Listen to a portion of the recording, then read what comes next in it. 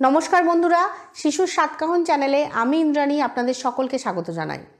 আজকে আমি কথা বলবো এমন কিছু জিনিস নিয়ে যেগুলো আপনার বাড়িতে যদি বাচ্চা থাকে তাহলে আপনার বাড়িতে থাকা একদমই উচিত না, বা এমন কিছু জিনিস নিয়ে আমি কথা বলবো যেগুলো 1 বছরের আগে বাচ্চার জন্য ব্যবহার করা একদমই উচিত না। বাড়িতে যখন একটা নতুন বাচ্চা আসে তখন চারদিক থেকে অনেক রকম অ্যাডভাইস আসে। সেই অ্যাডভাইসগুলোর মধ্যে কোনটা আপনার বাচ্চার জন্য ভালো, কোনটা আপনি আপনার বাচ্চার জন্য করতে চান বা কোনটা করতে চান না, সেটা আপনাকে ভাবনা চিন্তা করে ডিসাইড করতে হবে। কিন্তু কিছু কিছু জিনিস এমন আছে যেগুলো 1 বছরের আগে বাচ্চার জন্য ব্যবহার করা একদমই উচিত না। ইনফ্যাক্ট কিছু কিছু জিনিস তো বাচ্চার জন্য ব্যবহার করাই একদম উচিত না। তো সেই সমস্ত জিনিসগুলো সম্পর্কেই আজকের ভিডিওতে আমি ডিটেলসে আলোচনা করব। তো ভিডিওটা পুরোটা দেখবেন, আশা করি আপনাদের ভালো লাগবে, আপনারা নতুন অনেক জিনিস জানতে পারবেন। যদি ভালো লাগে ভিডিওটাকে একটা লাইক করবেন আর আমার চ্যানেলটিকে সাবস্ক্রাইব করতে একদমই ভুলবেন না। তাহলে চলুন আজকের ভিডিওটা শুরু করা যাক। তাহলে প্রথমে যে জিনিসটার কথা আমি বলবো যেটা বাচ্চার জন্য একবারেই ব্যবহার করা উচিত না, সেটা হচ্ছে কাজল। বাচ্চার চোখে আমরা যে কাজল লাগাই সেটা একদমই ব্যবহার করা উচিত না। কাজলে থাকে সীসা, যা বাচ্চার চোখ খারাপ করতে পারে, ইনফ্যাক্ট বাচ্চাকে অন্ধও করে দিতে পারে। তো তাই জন্য বাচ্চার চোখে কখনোই কাজল লাগানো উচিত না। এবার আপনি বলবেন, কেন আমরা তো বড় হয়ে চোখে কাজল লাগাই। বড় হয়ে আমরা চোখে কাজল লাগাই, সেটা আমরা সৌন্দর্যের খাতিরে লাগাই, কিন্তু সেটাও কিন্তু বেশি লাগানো উচিত না। সেটাও কিন্তু চোখের ক্ষতি করে। দেখবেন কারো কারো চোখে কাজল লাগালে চোখ দিয়ে জল পড়ে, চোখটা করকর করে। কাজল কিন্তু সব সময় লাগানো বা বেশি লাগানো উচিত না। তো বাচ্চা তো ছোট, তার তো চোখটা খুব সেন্সিটিভ। তো বাচ্চার চোখে একদমই কাজল লাগানো উচিত না। বাচ্চার চোখ দিয়ে জল পড়া, চোখ লাল হয়ে যাওয়া, বা চোখে ইচিনেস, বা এক্সট্রিম কন্ডিশনে বাচ্চার দৃষ্টিশক্তি হারিয়ে যাওয়ার অন্যতম কারণ হচ্ছে এই কাজল। তো তাই জন্য বাচ্চার চোখে একদমই কাজল লাগাবেন না, সেটা বাচ্চার চোখের জন্য খুব ক্ষতিকর। আপনার যদি মনে হয় যে বাচ্চার নজর লেগে যাচ্ছে, তো আপনি বাচ্চার মাথার এখানে বা কানের পিছনে একটা কাজলের টিপ পরাতে পারেন, কিন্তু বাচ্চার চোখে একদমই কাজল লাগাতে যাবেন না। সেটা কিন্তু ভয়ঙ্কর রকমের ক্ষতি করে বাচ্চার চোখে, বাচ্চাকে কিন্তু অন্ধও করে দিতে পারে। দ্বিতীয় যে জিনিসটির কথা আমি বলবো যেটা বাচ্চাদের জন্য একদমই ব্যবহার করা উচিত না, সেটা হচ্ছে বেবি পাউডার। কোনো প্যারেন্টস কি করে আমি দেখেছি যে বাচ্চাকে স্নান করায়, স্নান করানোর পর ভোরে ভোরে বাচ্চাকে পাউডার মাখায়, তার উপরে জামা কাপড় পরিয়ে দেয়। এটা কিন্তু একদমই উচিত না। বিনা কারণে আপনি বাচ্চাকে কেন পাউডার মাখাতে যাবেন? পাউডার কিন্তু বাচ্চার ত্বকের যে রোমকূপগুলো থাকে সেইগুলো বন্ধ করে দেয়, ওপেন পোর্স যেগুলো সেগুলোকে বন্ধ করে দেয়, এবং যার ফলে বাচ্চার স্কিনে অনেক রকম প্রবলেম হতে পারে। আবার বেশি করে পাউডার ইউজ করলে কিন্তু বাচ্চার নিঃশ্বাসেরও প্রবলেম হতে পারে। তো তাই জন্য বাচ্চাকে বেশি করে পাউডার লাগানো একদমই উচিত না। হ্যাঁ, হয়তো বাচ্চার ঘামাচি হয়েছে বা কোনো রকম স্কিন ইনফেকশন হয়েছে, রেডনেস এসছে, তাই জন্য হয়তো আপনার বাচ্চার ডাক্তার বলেছে পাউডার লাগাতে, তাহলে হয়তো আপনি বাচ্চাকে পাউডার লাগাচ্ছেন, ঠিক আছে। কিন্তু ওই যে প্রত্যেক দিন স্নান করানোর পরে বাচ্চাকে ভোরে ভোরে পাউডার মাখানো, এটা কিন্তু একদমই উচিত না। বাচ্চার জন্য কিন্তু বেবি পাউডারও ক্ষতিকর। এবারে আসি চিনির কথায়। কোনো বাচ্চাকে কিন্তু 1 বছরের আগে চিনি দেওয়া একদমই উচিত না। আমরা ইউজুয়ালি বাচ্চাকে হালুয়া দেওয়ার সময় বা বাচ্চার খাবারটাকে একটু টেস্টি করার জন্য চিনি দিয়ে থাকি, কিন্তু সেটা একদমই উচিত না। 1 বছরের আগে কোনো বাচ্চাকেই চিনি দিতে যাবেন না। চিনি কিন্তু 1 বছরের আগে বাচ্চার খুব ক্ষতি করে। ইনফ্যাক্ট আজকাল শুনেছেন হয়তো যে এটাও বলা হয় যে বড়দের জন্যও চিনি বিশেষ করে ক্ষতিকর, হোয়াইট সুগার অ্যাভয়েড করতেই বলা হয়। তো বাচ্চাদের জন্য তো অবভিয়াসলি অ্যাভয়েড করাই উচিত। 1 বছরের আগে কোনো বাচ্চাকে চিনি দেওয়া একদমই উচিত না। কোথাও কোথাও এমনও আছে যে বাচ্চা যদি খুব বেশি পরিমাণে কান্নাকাটি করে তাহলে বাচ্চাকে চিনি গুলে জল খাওয়ানো হয়। আবার বাচ্চা যদি দুধ খেতে না চায়, চিনি গুলে জল খাওয়ানো হয়। এগুলো কিন্তু একদমই করতে যাবেন না।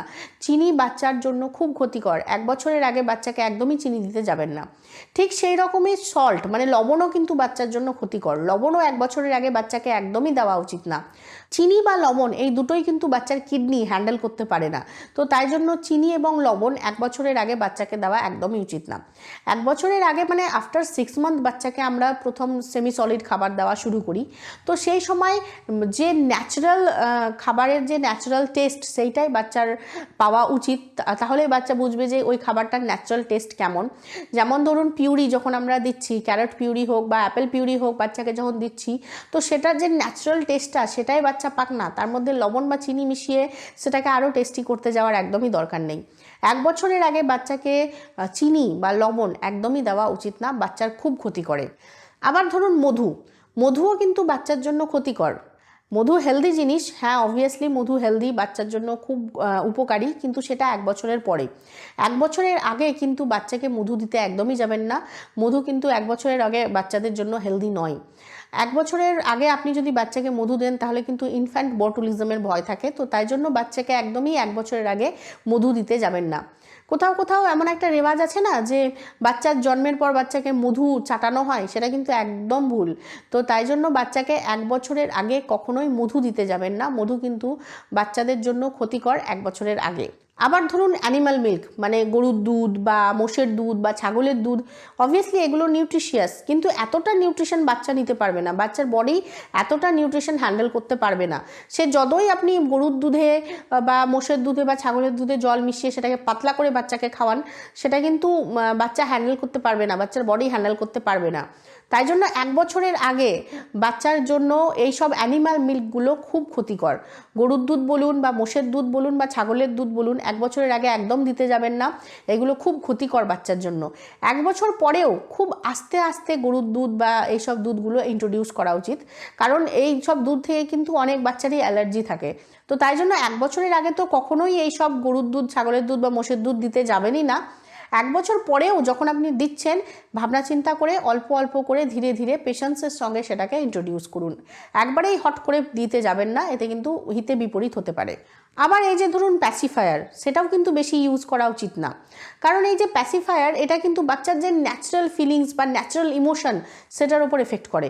বাচ্চা কান্না করছে, কাঁদছে, বা হয়তো বাচ্চা ইরিটেট হচ্ছে বা খুব জোরে কাঁদছে ইরিটেট হয়ে, বাচ্চাকে কাঁদতে দিন। আপনি ন্যাচারালি বাচ্চাকে শান্ত করার চেষ্টা করুন।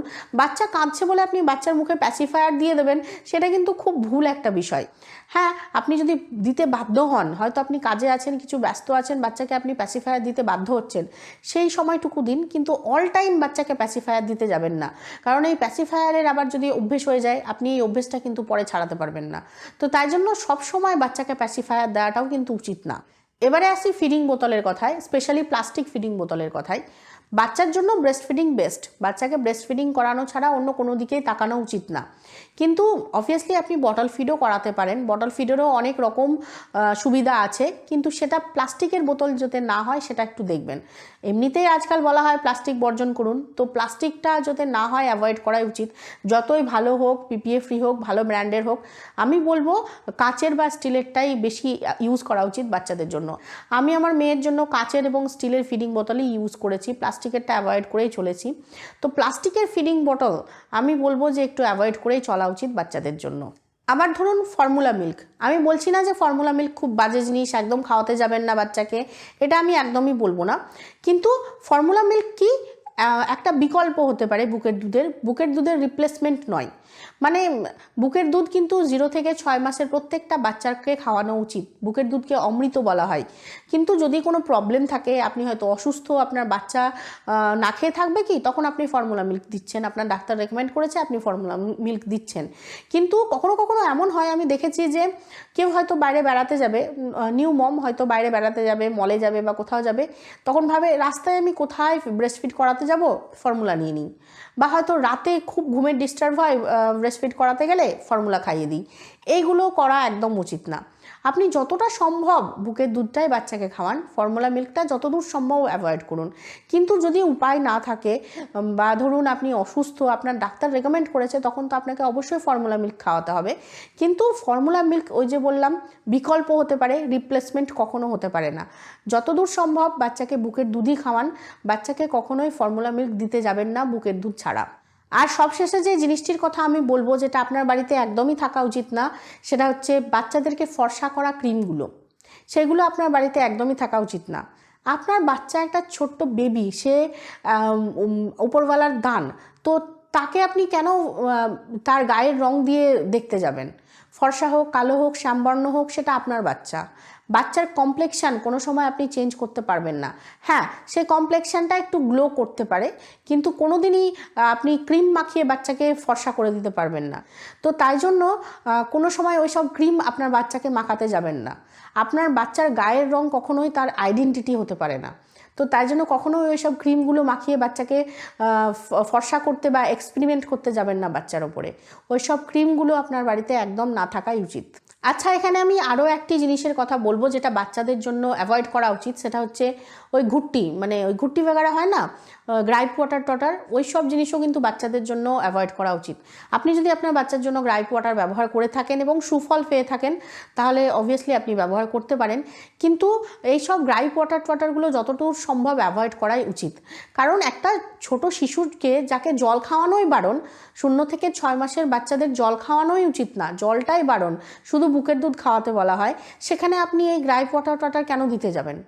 আমিও গ্রাইপ ওয়াটার কিনেছিলাম আমার মেয়ের জন্য, কারণ অবভিয়াসলি ওই যে বললাম যেমনই একটা বাচ্চা বাড়িতে আসে চারদিক থেকে অনেক রকম অ্যাডভাইস আসে, সেইটার মধ্যে আপনি কোনটা নেবেন সেটা আপনাকে ডিসাইড করতে হবে। তো গ্রাইপ ওয়াটার আমিও কিনেছিলাম, কিন্তু আমার কোনোদিন প্রয়োজন অনুভব হয়নি আমার মেয়েকে খাওয়ানোর জন্য। বাচ্চা কাঁদছে, কেন কাঁদছে রিজন জানুন, প্রবলেমটা সলভ করুন, আপনার বাচ্চার কান্না থেমে যাবে। কিন্তু বিনা কারণে কেন আমি আমার বাচ্চাকে গ্রাইপ ওয়াটার দিতে যাব বা ওই গুট্টি টুট্টি দিতে যাব? তো তাই জন্য এই গুট্টি বা গ্রাইপ ওয়াটার এইগুলো অ্যাভয়েড করাই উচিত বাচ্চাদের জন্য। সো এইসব জিনিসপত্রগুলো যতটা সম্ভব বাচ্চার জন্য অ্যাভয়েড করাই উচিত, বাচ্চাদের ক্ষতি করে বলেই অ্যাভয়েড করা উচিত। তাহলে আশা করি এই ভিডিওটি আপনাদের ভালো লেগেছে। যদি ভালো লাগে একটা লাইক করবেন আর আমাকে কমেন্ট করে অবশ্যই জানাবেন ভিডিওগুলি আপনাদের কেমন লাগছে, আর অবশ্যই আমার চ্যানেলটিকে সাবস্ক্রাইব করে নেবেন। দেখা হচ্ছে পরের ভিডিওতে। Thank you for watching.